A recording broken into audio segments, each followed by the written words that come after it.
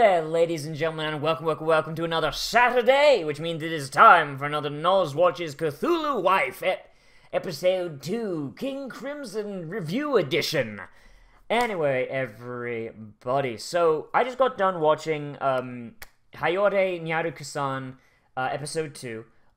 If YouTube hasn't gone thermonuclear yet, and you haven't watched it yet, then the React part is linked down there in the description, and probably at the end card at the end, but hey, whatever. So if you haven't watched that, or, you know, you want to watch that first, then that's there. But this is the review section, and I have to say that this show does not disappoint. It really doesn't. So episode 2, Goodbye Nyaruko-san. Do you think that the writer had the feeling that he probably would not get another episode after this? Do you get the feeling? Or sorry, another chapter after this? Because this started as a manga, right? As a manga? I think it did. But there's not as much to unpack here as there was in the first episode, which is a little bit unfortunate, but it's to be you know, to be expected almost because of how this shit really works. I'm going to make a lot of comparisons to other anime because, I mean, this show itself makes a lot of comparisons to other anime, but the main one, like I said before, it's going to be Dokuro-chan, and I'm not going to harp too long on it because you and the audience and me here, we both know my opinions of that fucking train wreck, but meanwhile, the first episode of this and the first episode of Dokuro-chan were fairly similar in that there's a lot of abuse and meanness and like just off the wall goofy bullshit, and that was fine. And then the second episode of Dokuro-chan just got meaner and meaner and meaner and meaner until it was just full on abuse. Meanwhile, this one, it did get a little bit meaner, but not in the way that you would think. And the meanness isn't mean-spirited at all. Sorry, I should say meanness. It's not like the humor, which is very physical, it's very physical humor, isn't mean-spirited the same way Dokuro's is. Dokuro's got a lot of physical humor with people getting hurt, but it's all mean-spirited, very one-directional, and just fucking cruel. Over in this one, though, a lot of the physical humor it's either accidental or a retaliation for someone already doing something that's pretty stupid or you could argue, you know, dickish, to the point where it feels like any and all physical humor is deserved almost by the person that receives it, and that's a very, very good way to do it. That's actually the way you should do physical humor that results in bodily harm. That's how the Three Stooges fucking did it all the way back in the goddamn 30s, and I don't understand why some places just don't understand that that's how it's supposed to go. I don't know. There's a lot more references, and I really get the feeling that the guy who wrote this really, really likes JoJo, because there was fucking so many JoJo references. Holy shit, there was poses, there was phrases, there was, like, attacks, like, just, you know, like that meme image where it's like, hey, is that a motherfucking JoJo reference with a whole bunch of things that are just things that appeared in JoJo? That might as well be this anime, but it's actually for real, though. And I approve of that, because it's got a very, very good sense of style, very much like JoJo, but a lot less homoerotic, shall we say. Yeah, really, really liked it. The introduction of new eldritch beings, like fucking what's his name? The old guy with the big-ass beard. I don't know where he fits into the Cthulhu mythology, and I was going to look it up, but I kind of forgot. But, you know, I feel like I don't really need to know where he fits in with the Cthulhu mythology, because he's very, very much works in context. Even if you don't know the greater backstory, he works in context. I don't feel a need to look him up in order to understand what was going on there. Don't really need to. The Cathago is really cool, and how there's this vague, like, lesbian relationship between her and Nyarlathotep. but it's very, very one-sided, and it's very much an inverse of Nyarlathotep and Mahira.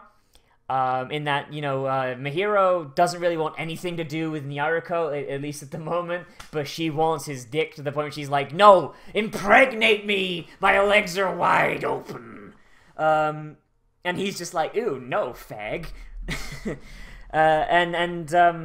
The Kathaga is very, very much the same way about Nyarlathotep. It's like, no, I love you, Nyarlathotep, ever since we went to space kindergarten, yeah.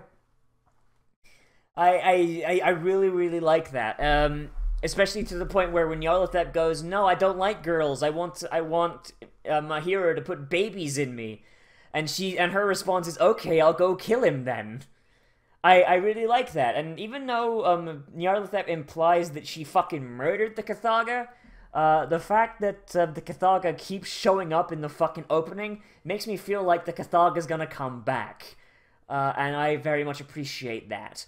In addition, one thing I will say is that the stabs at the manga and anime industry are very much enjoyed. Like, they had One Piece reference, and they had like this, like, at the very end they had something where it's like, what are you, a fucking cancelled manga character? And the whole thing is that because they have a very slice of life thing now, like, the main threat is done. They got done with the main threat in 2 episodes, but they still have to continue on and fucking make money off it.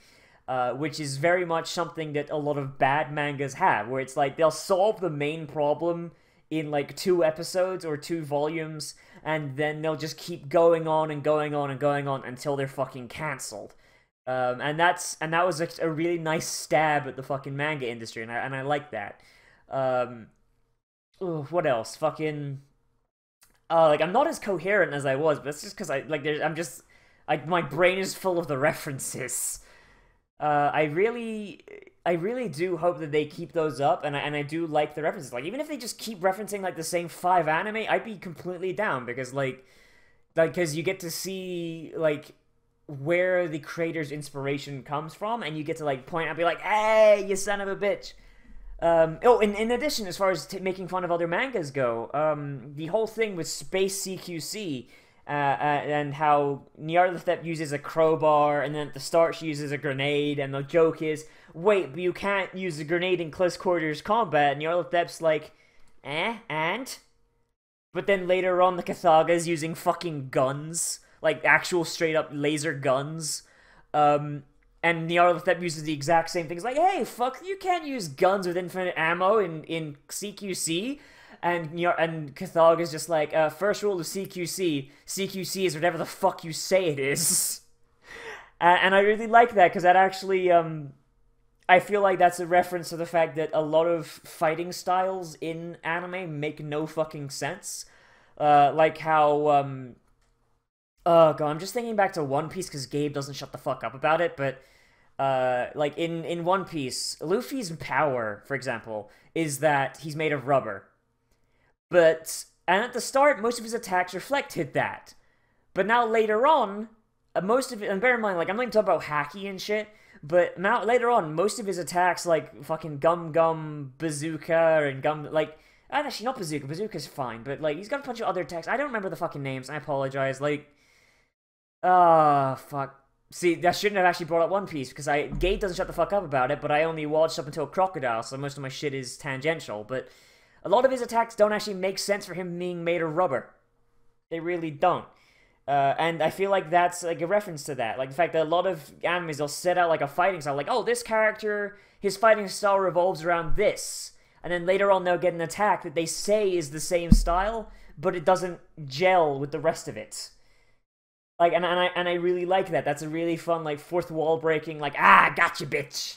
Fuck you, anime industry. No, keep paying me, though. And I really enjoy that. I think that's actually a really, really nice pull right there. The idea that the whole reasoning behind this, like, kidnapping thing isn't so that humans can be sold as sex slaves on the market, is that they wanted him to be part of a yaoi fucking anime based on a manga. and he was going to be basically the sex slave of a businessman and had a collar and, like, driven naked through a park. Like, it's really fucking interesting. Like, it's really just, like, every expectation you have is just turned on its head, and it's... I like it. I like it a lot. It's really, really fun way of doing things, and it's so irreverent for where it comes from. Like, it's just the entire anime industry. It's just like, man, fuck the anime industry. Fuck you. Fuck you and your goddamn overused tropes. I'ma use them tropes, but I'ma make fun of them as I go.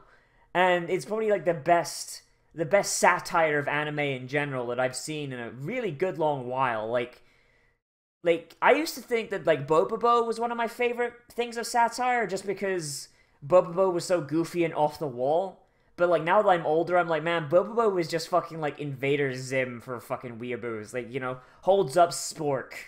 I was the turkey all along! Like, that shit. But now that I've actually seen proper satire, no, that's garbage. And I was like, man, proper satire for anime doesn't exist. But now this exists. So I guess, you know, everything worked out in the end. I guess. Anyway, everybody, let me know what you think down there in the comments. I really, really like this. I like all of the different demon designs we got to see. I like to see the serious mode we got to see for Nyaruko, like her Sailor Moon, Power Ranger, Kamen Rider transformation. Really fucking dig that. The story is surprisingly fucking good for a parody, for a comedy parody, slice of life anime. And as well as the action. Like, I'm wondering if this team worked on any action anime before. I mean, it would make sense, because their framing is really good, and it would suit that. Like, yeah. That's all I got. It's good. It's good. It's good shit. I ain't got really nothing to shout about. I'm glad I got to watch it. It's really interesting. Now, everybody, let me know what you think down there in the comments, and... oh, pardon me. And everybody, let me know what you think down there in the comments. If you picked up on any references, if you were watching along, that I did not, or if there's a reference that I didn't get but you got. And yeah, if you know, what your opinion is on the state of anime satire, of anime titties but with jokes in it. And if you want to suggest an anime for me to watch later on, then hey, leave that down there in the comments. The list is fairly long already, I'm gonna say, like, as far as the non-patron list. That's actually pretty long. I think it's like getting to like a full page now, because you fuckers are prolific. But the Patreon list, we have one more anime left on that, I think. I'd have to double check. So once we're done here, we're going to move on to that one, and then if none other come in, we're going to go to the viewer recommendation list. So if you want to add on to the Patreon list, then hey, why don't you chuck $1 or $2 into the Patreon, linked at the end card and in the description, and then you can guarantee that whatever anime you want me to watch is going to be added to the list. Every anime on there is guaranteed to get at least 4 episodes before, you know, I decide, okay, hang on, this isn't worth watching, or this is worth watching, as is Kekai Sensen. Though I'll most often just put that up to a poll, if I'm going to be honest, because I mean, I watched fucking Dokuro-chan all the way through, didn't I? Everybody, thank you all for watching. Feel free to join us on the Discord linked on my channel. That way you can get some stuff in there, get some discussion going, and I'll see you in the next video. But most importantly, my trash mammals, I will see you around the room.